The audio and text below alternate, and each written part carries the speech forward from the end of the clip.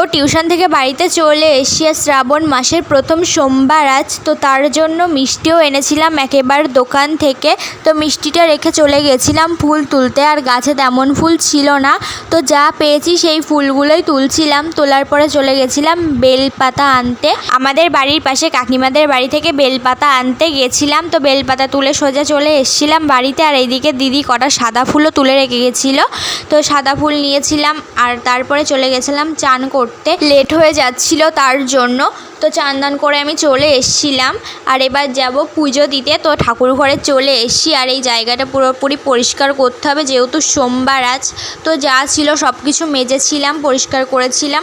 তো করার পরে একেবারে পুজো দিতে বসি, আর বসার পরে প্রথমেই ধূপ টুপগুলো জ্বালিয়ে নিয়েছি। তো তারপরে মহাদেবকে গঙ্গা জল আর দুধ দিয়ে স্নান করিয়ে নিয়েছিলাম, করানোর পরে পরিষ্কার করে রেখে দিয়েছিলাম। তো তারপরে চন্দন বাটালাম, চন্দন বাটার পরে মহাদেবের মাথায় বেলপাতা দিয়ে গঙ্গার জলটা ঢাললাম, ঢালার পরে শঙ্খটঙ্খগুলো বাজালাম। তো সব ভগবানকে প্রসাদ দিয়ে তারপরে ওখান থেকে চলে আসি। তো আজকের মতো বাই।